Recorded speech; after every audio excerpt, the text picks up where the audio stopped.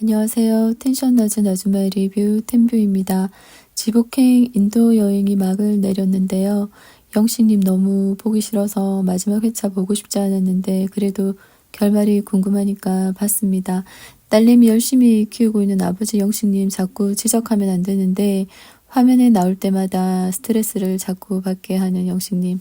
백합의 여행 파트너로서 얘기를 좀 해볼까 합니다. 결론부터 말씀드리면 촌놈의 여행, 낭만 불합격입니다. 여행 동반자의 희생을 이용하고 자신의 결핍을 채우려는 욕망과 욕심의 여행이 아니었나 합니다. 여행이란 게 사람마다 스타일이 달라서 이게 정답이다 할 수는 없겠지만 에베레스트산 등정하는 것도 아니고 강행군만 있는 여행이라면 이게 과연 여행인가 싶네요.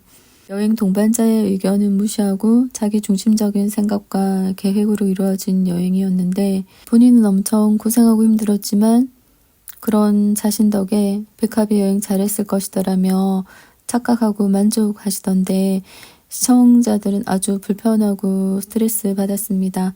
계획도 혼자 짜고 백합님도 대접해줘야 되고 백합과 지복행 프로그램을 위해서 토크까지 해야 했다라며 본인이 하드캐리하지 않으면 안 되었다는 식으로 희생한 것처럼 표현하시던데 본인이 배려하고 희생했다고 생각하는 이유는 턱신님 자신의 생각이 전적으로 합리적이고 옳다라는 생각이 기저에 깔려있는 이유겠죠. 이걸 뭐라고 하느냐, 자만 내지 오만이라고 하는 겁니다. 지복행 10약조에 여행의 목적은 삶의 성찰에 있다라고 했고 어디를 가느냐보다 누구와 가느냐에 집중하라고 했는데 영식님은 내내 어디를 가느냐에 집중을 하고 자신에게 교묘히 맞추는 여행을 했던 게 아닌가 합니다. 그렇게 보였습니다. 영식님의 여행 스타일은 지도에 점 많이 찍기 여행이죠. 영식님은 자신의 여행 스타일이 옳다 맞다라고 생각하는 거죠. 백합의 여행 스타일에 대한 존중은 없습니다. 정해진 날짜 안에 무조건 많은 장소를 가서 점 찍고 오는 것을 목적으로 하고 그게 옳은 여행이라 생각하니까 쉴 틈도 없고 여유는 개나 줘버려입니다. 당연히 낭만도 느낄 수가 없었습니다. 절약과 돈에 대한 욕망으로 돈도 아껴서 남겨야 되고 10약조의 경비는 공동으로 집행하라고 했는데 본인이 거의 주도한 집행이 아니었나. 누가 경비 아껴서 한국에 남겨가자고 했나요? 누가 경비 남겨서 기념품 잔뜩 사가자고 했나요? 다 본인이 그렇게 주도한 거잖아요.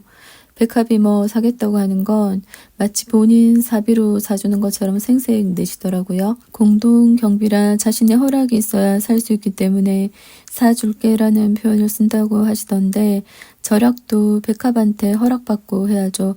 턱식 본인이 하는 건 다 옳습니다. 짠두리의 절약 다 좋은데 집에 가서 혼자 살림할 때나 그렇게 하는 거지 공동 경비로 왜 백합한테 절약을 강조하고 생색을 내는지 모르겠더라고요.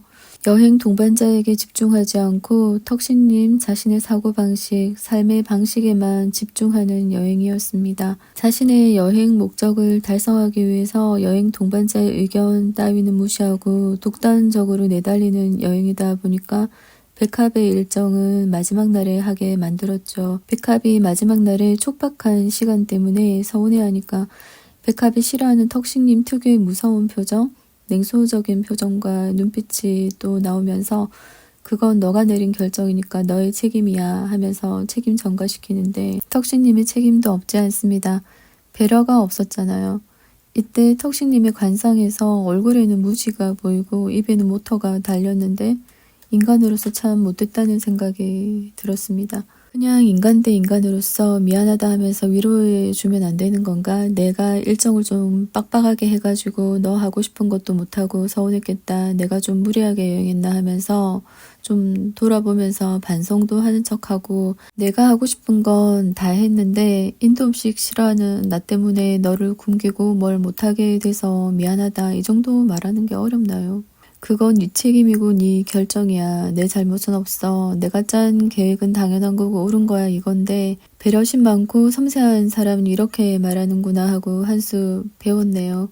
쪼잔한 사고방식으로는 위로나 사과 따윈 없는 거죠. 백합님이 싸울 가치를 못 느끼니까 그냥 또 대화를 포기하시더라고요. 숙소 나가기 전에 백합한테 남은 돈 어딨지 돈 줘봐 하면서 남은 돈 세잖아요.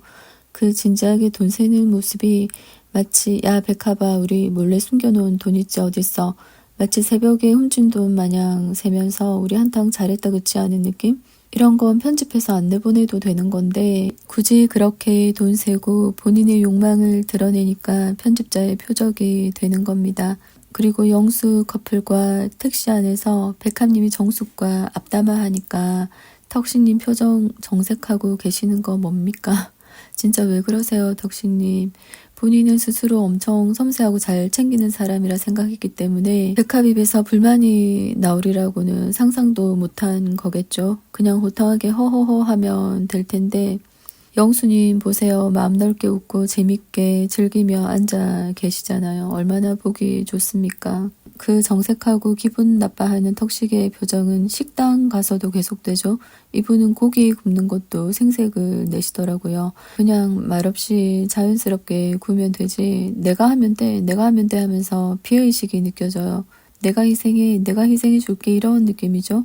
정색한 표정으로 고기 구우면서 나는 얼마든지 힘들어도 돼 하는 뉘앙스로 백합 보고 그대만 행복하면 돼. 그대만 좋으면 돼. 그대로 고기 쉽게 뺏어서 턱식님의 코를 확 잡아채고 싶었습니다. 백합이 턱식님한테 고맙다고 하니까 처음 들어본다고 해서 또 얼마나 어이가 없던지 백합이 평소에 고맙다라고 했던 말은 고마움의 표현으로 안 들린 겁니다. 이 쪼잔한 남자분은. 칭찬을 받아야 할 맛이 나는 사람? 대가를 바라는 마음이죠. 그냥 고맙다라는 말로는 안 됩니다. 너 덕분에를 꼭 넣어줘야 됩니다. 너 덕분에 이 어려운 환경에서 인생 최고의 여행을 할 수 있었다 내지 자신처럼 막 오버해서 눈물 핑 돌고 콧물이 줄줄 나게 고마워서 어쩔 줄을 모르겠으니까 내가 절이라도 할게. 절이라도 받아. 이 정도는 해줘야 직성이 풀리는 거죠. 왜냐 나는 쪼잔한 남자니까. 계산하는 문제도 그래요. 밥 사는 거 엄청 싫어하시더라고요. 영수 만났을 때 공동 경비라도 통 크게 밥 사고 하면 어떻습니까? 본인이 음식 시키고 있으면서 조금도 손해보기 싫어가지고 아끼는 것도 그런 식으로 아끼면 꼴불견입니다. 경비를 무슨 국가비밀 자금처럼 다 하시니까 쪼잔하다 소리 듣는 거죠. 그리고 영식은 영수도 가르치시더라고요. 떠나는 전날 밤에 영수와 만나서 서로 힘들었던 사연을 토로하는데 누가 누구한테 조언을 합니까? 참 어이가 없어서. 영식님아 너나 잘하세요. 누가 누굴 가르쳐요. 영수님한테 형 그건 진짜 너무 배려가 아니다 할 때 시청자들이 동시에 콧방귀에 끼시지 않았을까 합니다. 영수 보고 형 그럴 땐 이렇게 해야지 저렇게 해야지 상대가 여행 가기 싫다면 안 가면 돼. 다 취소하면 되지. 숙소에 있으면 돼 하면서 가르치는데 본인은 그런 게 가능해서 조언을 하는 겁니까? 일단 영식님은 상대 의견을 받아들이는 척하면서 안 해도 돼, 쉬어도 돼, 난 괜찮아. 하지만 내가 짠 일정에 안 맞추면 돈을 얼마 손해봐 하는 식으로 죄책감을 건드리고 책임을 전가시킵니다. 반강제하면서 상대 의견을 꺾어버리는 사람이 영수 앞에서 가르치면서 쿨한 척하니까 웃기는 거죠. 낭만이고 나발이고 내가 여기 언제 또다시 올지 알 수도 없고 공짜로 왔는데 점 많이 찍는데 집중한 턱식님. 본인은 마치 백합을 위해 희생했다고 착각하는데 영식님 정신 차리세요. 백합님의 희생으로 관광지 점 많이 찍고 돈도 많이 남길 수 있었던 겁니다. 어린애같이 자기밖에 모르고 떼쓰는 턱식님을 백합이 싸우기 싫어서 참아주고 따라준 건데 본인이 희생하고 배려했다고 착각하는 게 너무 웃기지 않습니까?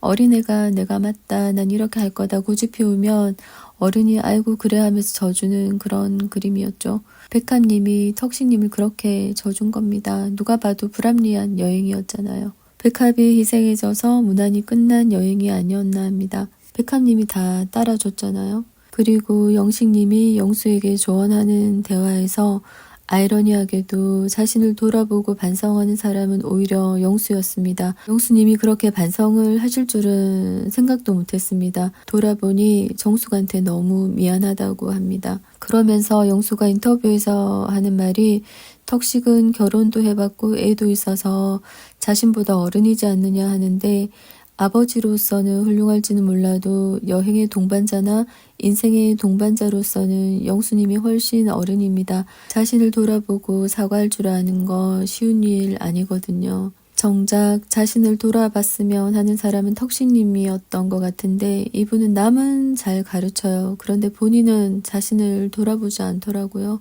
고생한 자신만 남아가지고 자신이 너무 불쌍합니다. 마지막에 백합한테 네 덕분에 너무 고마웠고 여행을 잘 마칠 수 있었다라고 하는데 때 묻은 이 아줌마는 하나도 와닿지가 않더라고요. 이제 와서 동반자의 희생은 당연시하고 본인의 욕망과 욕구를 다 채우고 나서요. 지복행 10약조에 여행의 동반자를 통해 나를 본다라고 했는데 영수님은 성공한 것 같고 턱신님은 글쎄요. 지금도 자신의 모습을 못 보고 있을 것 같은 느낌인데요. 턱신님이 이번 인도 여행에서 뭐가 남았을까 싶네요. 코끼리 하나는 확실하게 남긴 듯 합니다. 영수는 자신을 돌아보고 반성하고 정숙에게 미안하단 말로 동반자에게 집중해주면서 여행을 마무리하는 반면 턱식님은 자신을 걱정하며 마무리합니다.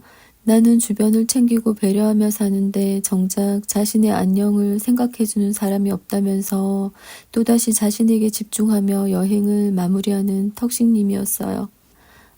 이 인도 여행을 마무리하면서 이희경님이 길 위에서 배우는 건 지도가 아니라 사람이다 라는 인도 격언을 말씀해 주셨는데 턱식님은 길 위를 함께 걷는 사람을 바라보며 뭘 배우고 성장을 하는 데에는 관심이 없었고 길을 알려주는 지도만 바라보면서 자기 만족만 하려 했던 게 아닌가 싶네요. 결과적으로 사람들과의 관계 속에서 자신을 돌아보라는 뜻인데 지복행 10약조에 있는 동반자를 통해 나를 본다라는 말과 일맥상통하는 것 같습니다.